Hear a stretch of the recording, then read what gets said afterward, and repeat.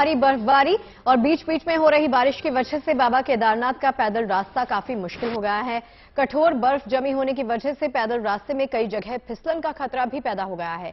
इन फिसलन भरी राहों पर चलना बुजुर्गों के लिए एक बड़ी चुनौती साबित हो रहा है, लेकिन एनडीआरएफ, एसडीआरएफ के फरिश्ते बुजुर्गों और बच्चों की भक्ति की राह को आसान करने में जुट गए हैं। वो देवदूत बनकर बुजुर्गों की चुनौतियों को हल कर रहे हैं। देखिए केदारनाथ से ये एक्सक्लूसिव रिपोर्ट।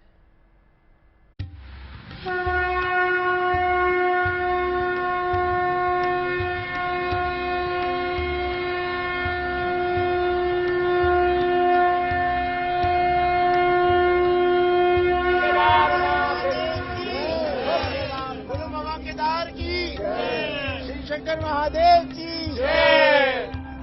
बर्फ से ढकी केदार घाटी तक पहुंचना हर किसी की बस की बात नहीं है, लेकिन बाबा केदार के दिव्य अलौकिक दरबार की एक झलक पाने की ख्वाहिश उनके भक्तों को हिमालय की दुर्गम पहाड़ियों में खींच लाती है। भक्ति की शक्ति ऐसी कि शरीर से लाचार हो चुके बुजुर्ग उम्र के आखिरी पड़ाव में ओम नमः शिवाय का जप करते हुए दुर्गम रास्तों पर निकल पड़ते हैं। ऐसे बुजुर्गों के लिए फरिश्ते बनकर सामने आए हैं एसडीआरएफ और एनडीआरएफ के जवान। कठोर बर्फ से ढके फिसलन भरे रास्तों पर बुजुर्गों के साथ कोई हादसा न हो जाए, बस इसी बात का ख्याल ये दूत बखूबी रखते हैं। बुजुर्गों के लिए जहां खतरा है वहां ये जवान उनका हाथ थाम लेते हैं, वहीं नौनिहालों को अपनी गोद में उठाकर उनका सफर आसान कर देते हैं।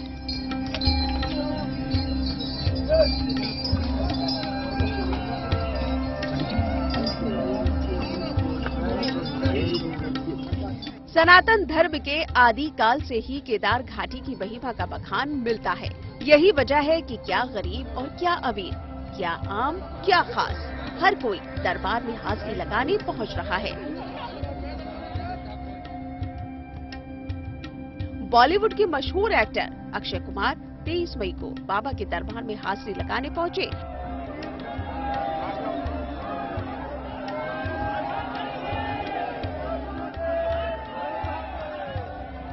तो 24 मई को अभिनेत्री कंगना रनौत ने केदारनाथ धाम का दर्शन कर जीवन धन्य किया।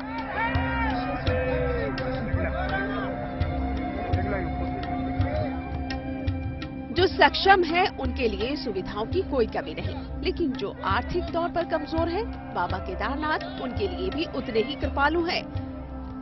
लौकिक तौर पर लाचार लोगों के लिए बाबा स्वयं एनडीआरएफ और एसडीआरएफ के जवानों के तौर पर तैनात है। बीते 3 और 4 मई को पैदल मार्ग के भैरव और हथनी के पास ग्लेशियर टूट गए थे, जिसकी वजह से पैदल मार्ग बंद हो गया। एनडीआरएफ के जवानों ने कड़ी मशक्कत के बाद बर्फ काटकर रास्ता निकाला। यात्रियों को कोई दिक्कत न हो, इसके लिए ग्लेशियर पॉइंट पर चटाई भी बिछाई गई। कहने की जरूरत नहीं है कि समदर्शी बाबा की कृपा सब पर समान रूप से बरस रही है। केदारनाथ से प्रवीण सोमवाल के साथ bureau report, good news today.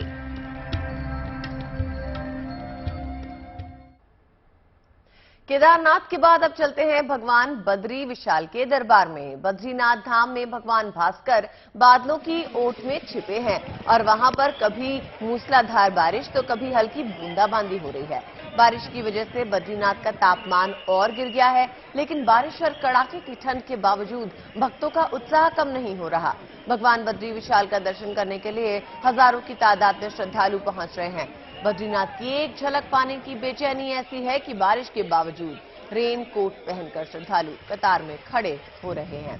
साफ है कि मौसम की मार के बावजूद भक्तों की श्रद्धा अडिग है।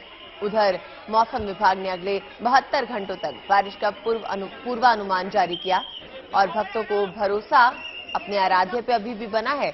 इसलिए मौसम विभाग की चेतावनी के बावजूद श्रद्धा का सैलाब कम नहीं हो रहा। अब खबर रामनगरी अयोध्या से। वहां बन रहे भव्य राम मंदिर का सभी को बेसब्री के साथ इंतजार है। रामलला के मंदिर का निर्माण कार्य तेजी के साथ चल रहा है। इसी बीच श्री राम जन्मभूमि तीर्थ क्षेत्र के ट्रस्ट चंपत राय ने अपने ट्विटर हैंडल पर राम निर्माण के कार्य की भव्य तस्वीर अपलोड कर दी है, जिनमें पत्थरों पर खूबसूरत नक्काशी की जा रही है। रामलला यहां पर विराजमान होंगे। उन्हें गर्भगृह के निर्माण का भव्य वीडियो भी सामने आ गया है। इतना ही नहीं, राम मंदिर ट्रस्ट आने वाले तमाम श्रद्धालुओं के लिए दर्शनार्थी सुविधा केंद्र का निर्माण भी किया गया था।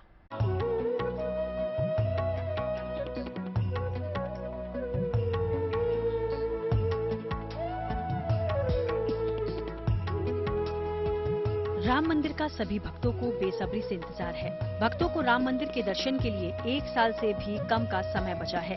इसी बीच रामनगरी अयोध्या से राम मंदिर निर्माण की भव्य तस्वीर सामने आई है। श्री राम जन्मभूमि तीर्थ क्षेत्र के ट्रस्ट चंपत राय ने राम मंदिर निर्माण की प्रगति का खूबसूरत वीडियो जारी किया। खूबसूरत नक्काशी के बीच रामलला का मंदिर किस तरह आकार ले रहा है, आप इन तस्वीरों में देख सकते हैं। रामलला जहां विराजमान होंगे, उस गर्भगृह के निर्माण कार्य की झलक भी सामने आई है।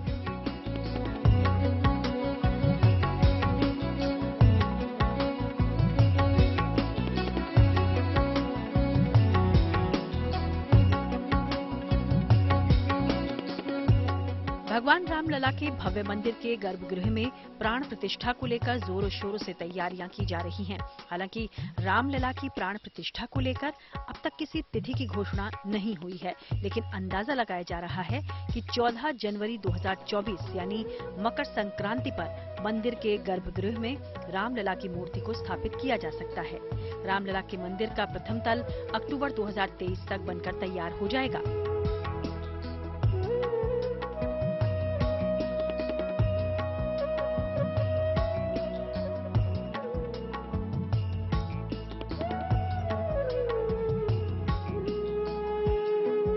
तो वहीं राम मंदिर ट्रस्ट की ओर से श्रद्धालुओं की सुख सुविधाओं का भी पूरा ख्याल रखा जा रहा है। सुग्रीव किला के पास दर्शनार्थी सुविधा केंद्र का निर्माण किया गया है। यहां पर 25,000 श्रद्धालुओं के बैठने की क्षमता है। यहां पर भक्तों को रामलला की सुबह, दोपहर और शाम की आरती में शामिल होने का भी पास मिलेगा। साथ ही फ्री में पेयजल और खाने पीने की चीजें भी मुहैया कराई जाएंगी। जो श्रद्धालु चलने फिरने में असमर्थ हैं, उनके लिए भी व्हीलचेयर की व्यवस्था की गई है। किसी को कोई परेशानी न हो, इसके लिए राम मंदिर ट्रस्ट उन भक्तों की सुख सुविधाओं की तैयारियों में लगा है। स्वागत कक्ष है, वहाँ आकर के पास प्राप्त कर सकते हैं। ऐसे जो चलने में असमर्थ हैं, उनको व्हीलचेयर वहाँ से प्राप्त होगी। जो अपना सामान जमा करना चाहते हैं, वहाँ निःशुल्क सामान जमा करने की सुविधा प्रदान की गई है।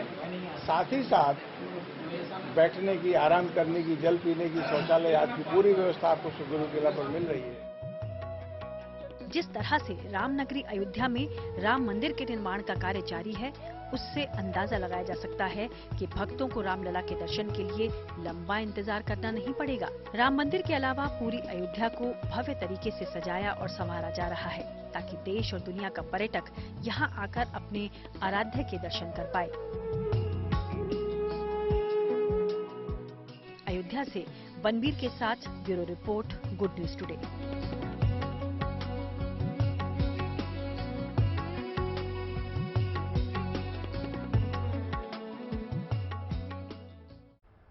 और अब बात विकास की रफ्तार की। उत्तराखंड को आज पहली वंदे भारत की सौगात मिल गई। प्रधानमंत्री मोदी ने वर्चुअल अंदाज में हरी झंडी दिखाकर इस ट्रेन की शुरुआत की। इस नई वंदे भारत से दिल्ली और देहरादून के बीच के सफर को 4 घंटे 45 मिनट में पूरा किया जा सकेगा।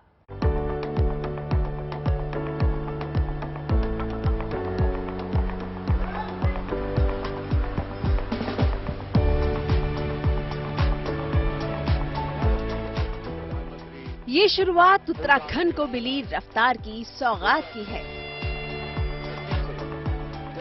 इस आगाज ने दिल्ली और देहरादून के बीच के सफर को आसान बना दिया। ऐतिहासिक क्षण के साक्षी बनते हुए प्रधानमंत्री नरेंद्र मोदी ने दिल्ली में वर्चुअल तरीके से उत्तराखंड को पहली वंदे भारत की सौगात दी। देहरादून और दिल्ली के बीच चलने वाली ये देश की 17वीं वंदे भारत ट्रेन है। उत्तराखंड के सभी लोगों को वंदे भारत एक्सप्रेस ट्रेन की बहुत बहुत बधाई। दिल्ली और देहरादून के बीच चलने वाली ये ट्रेन देश की राजधानी को देवभूमि से और तेज गति से जोड़ेगी। इस तेज रफ्तार ट्रेन से अब देहरादून से दिल्ली का सफर महज 4 घंटे 45 मिनट में पूरा हो जाएगा। पहले इस सफर में कम से कम 6 घंटे लगते थे। 29 मई से ये ट्रेन नियमित रूप से चलेगी। ट्रेन का सफर देहरादून से दिल्ली के आनंद विहार टर्मिनल तक है। देहरादून से सुबह 7 बजे ट्रेन का सफर शुरू होगा। आनंद विहार रेलवे स्टेशन पर ट्रेन 11:45 पर पहुंचेगी। वापसी का सफर आनंद विहार से शाम 5:20 पर शुरू होगा। रात 10:25 पर वंदे भारत देहरादून पहुंच जाएगी। सफर के दौरान ट्रेन के 5 स्टॉपेज होंगे। ट्रेन हरिद्वार, रुड़की, सहारनपुर, मुजफ्फरनगर और मेरठ पर रुकेगी। बुधवार को छोड़कर हफ्ते के बाकी 6 दिन ट्रेन चलेगी। ट्रेन की अधिकतम रफ्तार 110 किलोमीटर प्रति घंटा होगी। ये ट्रेन आधुनिक सुविधाओं से लैस है। इसकी सीट्स भी दूसरी ट्रेनों के मुकाबले ज्यादा आरामदायक है। वंदे भारत की शुरुआत से देहरादून और दिल्ली के बीच सफर करने वालों को सहूलत मिलेगी और सफर का वक्त भी बचेगा। पैसेंजर कंफर्ट्स के मामले में ये और ट्रेनों से बेहतर है। अपार्ट फ्रॉम दैट ये उन ट्रेनों से कम टाइम लेती है। जर्नी टाइम आपका रिड्यूस होगा। और अगर इसके और ट्रेन से हम कंपेयर करते हैं तो नेचुरली ये उन सबसे बेहतर है, राइडिंग इंडेक्स के मामले भी और जर्नी टाइम के मामले में भी। और जो पैसेंजर एमिनिटीज है जो हम इस ट्रेन में प्रोवाइड कर रहे हैं उनके मामले में भी बेहतर है। ये जो चेयर्स हैं ये किस तरह से, इनके फीचर्स कैसे हैं, आप दिखाना चाहेंगे? ये एग्जीक्यूटिव क्लास है। इसकी चेयर्स हैं 360 डिग्री पे हम घूम जाती हैं। जस्ट फॉर द एक हम नीचे पैडल है, इसको पुश करते हैं और ये 360 डिग्री हमारी रोटेट हो जाती हैं। तो इसको किसी भी आप विंडो व्यू देखना चाहते हैं बाहर का, आप उधर कर सकते हैं। आप आपस में बैठ के बात करना चाहते हैं, 4 पैसेंजर हैं तो वो भी बात कर सकते हैं। इस ट्रेन की शुरुआत से उत्तराखंड में पर्यटन को भी बढ़ावा मिलेगा। दिल्ली आने वाले सैलानियों के लिए अब हरिद्वार, देहरादून, मसूरी और ऋषिकेश तक का सफर बिल्कुल आसान हो जाएगा। देहरादून से अंकित शर्मा के साथ bureau report, good news today. 28 मई को देश इतिहास बनते हुए देखेगा। एक तरह से कहें कि देश नए दौर में प्रवेश कर जाएगा। 28 मई यानी रविवार के दिन दुनिया के सबसे बड़े लोकतांत्रिक देश को लोकतंत्र का नया मंदिर मिल जाएगा। 28 मई को प्रधानमंत्री सेंट्रल विस्टा प्रोजेक्ट के तहत बनकर तैयार संसद भवन की नई बिल्डिंग का उद्घाटन करने जा रहे हैं। नए संसद के उद्घाटन के मौके पर ऐतिहासिक परंपरा पुनर्जीवित होगी। नई संसद में सेंगोल, जिसे राजदंड भी कहा जा रहा है, उसे स्थापित किया जाएगा। इस सेंगोल को संसद भवन में स्पीकर के पोडियम पर रखा जाना है और जिस दिन सेंगोल राष्ट्र को समर्पित होगा उसी दिन तमिलनाडु से आए विद्वानों द्वारा सेंगोल प्रधानमंत्री को दिया जाएगा और इसके बाद इसे संसद में परमानेंट स्थापित कर दिया जाएगा। आपके सामने 3 तस्वीरें हैं। ये तस्वीरें बता रही हैं कि कैसे देश 28 मई को ऐतिहासिक दिन का गवाह बनने वाला है। तस्वीरों में आप देख सकते हैं सेंगोल किस तरह से राष्ट्र को समर्पित होगा।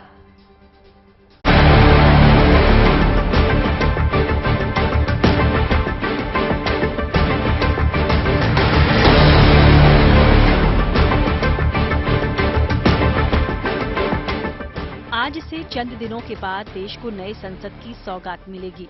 28 मई को प्रधानमंत्री नरेंद्र मोदी अपने कर कमलों से नई संसद का उद्घाटन करेंगे और इसके साथ ही देश के नीति निर्माताओं का ये नया भवन ब्रिटिश राज की परछाइयों से मुक्त एक नए आत्मनिर्भर भारत की बुनियाद रखेगा। नई संसद के उद्घाटन के साथ ही भारत की एक ऐतिहासिक परंपरा भी पुनर्जीवित होगी। ये परंपरा सेंगोल यानी राजदंड की है, जिसे नए संसद भवन में लोकसभा स्पीकर के आसन के पास लगाया जाएगा। आजादी के 75 साल बाद वो सिंगोल एक बार फिर संसद की गरिमा बढ़ाएगा। संसद भवन के लोकार्पण के साथ ही प्रधानमंत्री नरेंद्र मोदी तमिलनाडु से आए हुए आदिनम से सिंगोल को स्वीकार करेंगे और लोकसभा अध्यक्ष के आसन के पास इसे स्थापित करेंगे। सिंगोल तमिल भाषा के शब्द सेमई से निकला हुआ है। इसका अर्थ होता है धर्म, सच्चाई और निष्ठा। सिंगोल करीब 5 फीट लंबा राजदंड है। चांदी के बने सिंगोल पर सोने की परत चढ़ी है। इसके ऊपर नंदी विराजमान है। नंदी न्याय और निष्पक्षता का प्रतीक है। राजदंड भारतीय सम्राट की शक्ति और अधिकार का प्रतीक था। सिंगोल सत्ता के हस्तांतरण का प्रतीक भी माना जाता है। 14 अगस्त 1947 को जब अंग्रेजों से भारत की सत्ता का हस्तांतरण हुआ तो सिंगोल ही सत्ता के हस्तांतरण का प्रतीक बना था। अब अंतिम वाइसरॉय लॉर्ड माउंटबेटन को एक महत्वपूर्ण कार्य करना था, भारतीयों को उनका स्वराज्य सौंपने का कार्य। परंतु उनके सामने एक सवाल था, स्वराज्य को किस प्रकार सौंपा जाए। ऐसे में हाथ मिलाने की रस्म शायद ही काम आए। तो इस गौरवशाली क्षण के प्रतीक के रूप में कौन सी रस्म अपनाई जाए? उन्होंने पंडित जवाहरलाल नेहरू के सामने अपना ये सवाल रखा। ये एक उचित सवाल था जिसके बारे में विचार विमर्श की आवश्यकता थी। नेहरू जी ने ये प्रश्न जाने माने स्वतंत्रता सेनानी श्री सी राजगोपालाचारी के सामने रखा, जिन्हें राजा जी के नाम से जाना जाता था। सत्ता हस्तांतरण की प्रक्रिया को लेकर पूछे गए लॉर्ड माउंटबेटन के सवाल को नेहरू जी ने सी राजगोपालाचारी के सामने रखा। राजगोपालाचारी ने गहन विचार के बाद सिंगोल प्रक्रिया के बारे में बताया, जो कि चोल साम्राज्य के दौरान एक शासक से दूसरे शासक को सत्ता के हस्तांतरण के रूप में सौंपा जाता था। सिंगोल राजदंड चोल सम्राट की शक्ति और अधिकार का प्रतीक हुआ करता था। अब सत्ता हस्तांतरण के लिए उसी सिंगोल का इस्तेमाल किया जाना था।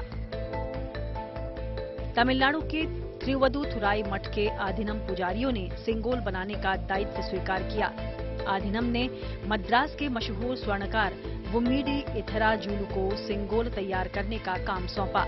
सिंगोल बनाने के समय को याद करते हुए वुम्मीडी एथराजुलु कहते हैं, हम किसी की सिफारिश पर हमारे पास सेंगोल का निर्माण का न्योता लेकर आए थे। उन्होंने हमें इसके चित्र दिखाए। यह एक गोल लंबाकार वस्तु थी जिसे बिल्कुल वैसे ही बनाना था। यह एक महत्वपूर्ण स्थान पर जा रहा था, इसलिए उच्च गुणवत्ता आवश्यक थी। हमें इसके निर्माण का आदेश मिला। यह चांदी से बना था। अंग्रेजों से सत्ता हस्तांतरण के लिए इसी सिंगोल को तमिलनाडु से मंगाया गया और आधी रात को पंडित नेहरू ने स्वीकार किया। 1960 के दशक में ये सिंगोल प्रयागराज के म्यूजियम में रख दिया गया था, जो अब दिल्ली के नए संसद भवन की शोभा बढ़ाएगा।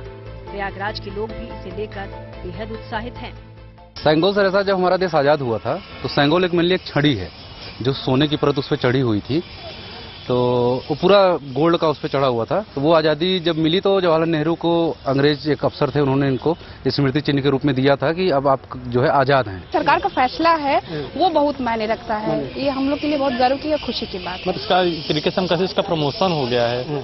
इलाहाबाद से सीधा दिल्ली, हमारे भारत की राजधानी, तो हम इससे ज्यादा कुछ नहीं कह सकते, क्योंकि जहाँ तक हमें लगता है ये बहुत सही निर्णय लिया गया है। वैदिक विधि से किए गए सत्ता हस्तांतरण की तस्वीरें आज भी तमिलनाडु के आधीनम में मौजूद हैं। ठीक इसी तरह का कार्यक्रम 28 मई को नई संसद के उद्घाटन के दिन पीएम मोदी के लिए आयोजित किया जाएगा।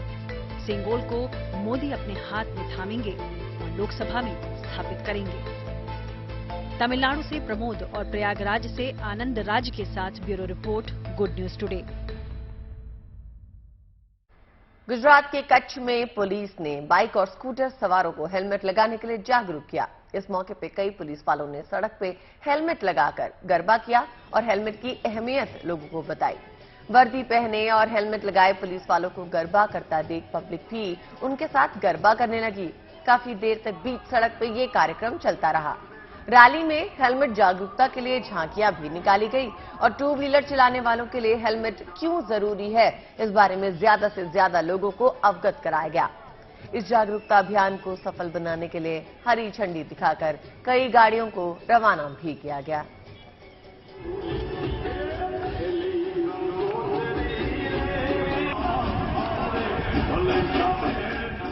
हेलमेट जो कि बहुत कम लोग पहनते हैं, वो हेलमेट पहनना शुरू करें, क्योंकि हर आदमी जो घर से बाहर निकलता है उसके ऊपर उसके परिवार की जिम्मेदारी होती है। वो काम से बाहर निकलता है और पीछे उसका परिवार उसकी वेट कर रहा होता है कि वो वापस आएंगे सुरक्षित।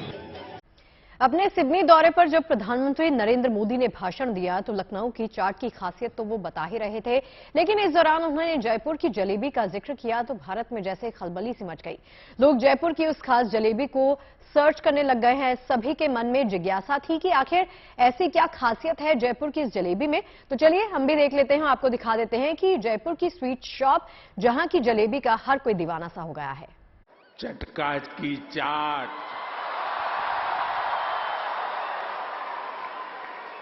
जयपुर स्वीट्स की जलेबी,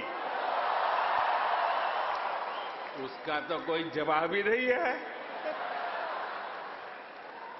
मेरी आप सबसे रिक्वेस्ट है, आप लोग कभी मेरे मित्र पीएम एल्बेनीजी को भी वहां जरूर ले जाइएगा।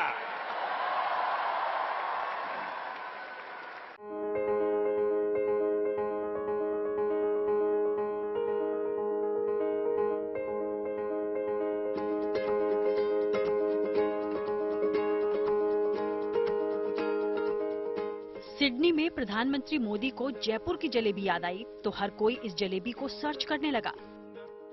इसमें कोई दो राय नहीं कि जयपुर की जलेबी की मिठास आज देश विदेश तक घुल रही है।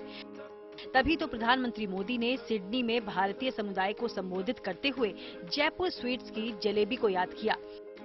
उन्होंने कहा कि एक बार इसका स्वाद ऑस्ट्रेलियाई प्रधानमंत्री को भी जरूर चखना चाहिए। अब आप सोच रहे होंगे कि भाई ऐसी कैसी ये जलेबी है जिसकी मिठास 7 समंदर पार पीएम मोदी ने याद की।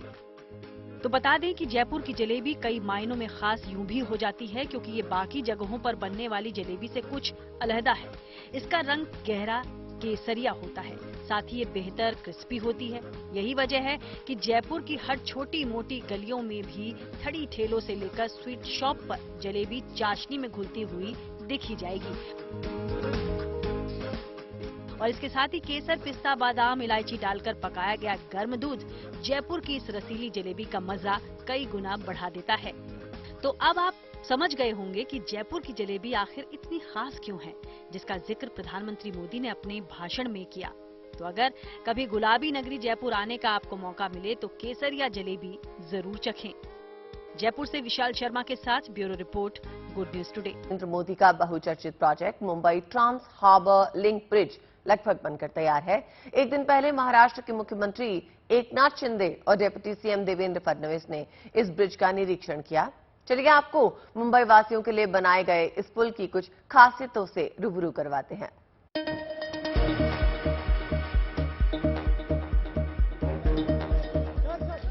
मुंबई से नवी मुंबई को जोड़ने वाला Mumbai trans harbour link bridge शहर को एक नई पहचान देने के लिए लगभग तैयार है। इस पुल की नींव 2018 में प्रधानमंत्री नरेंद्र मोदी ने रखी थी। बुधवार को इस खास मौके पर मुख्यमंत्री एकनाथ शिंदे और डिप्टी सीएम देवेंद्र फडणवीस पहुंचे। इस दौरान खुशी में की गई आतिशबाजी देखने लायक थी।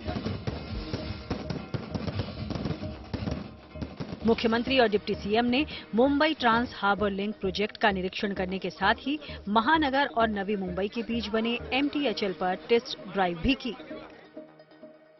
पुल को बनाने वाली MMRDA ने उन तमाम तरह के साधनों का इस्तेमाल किया जिससे ये पुल सुरक्षित रहे और पर्यावरण को भी नुकसान न पहुंचे।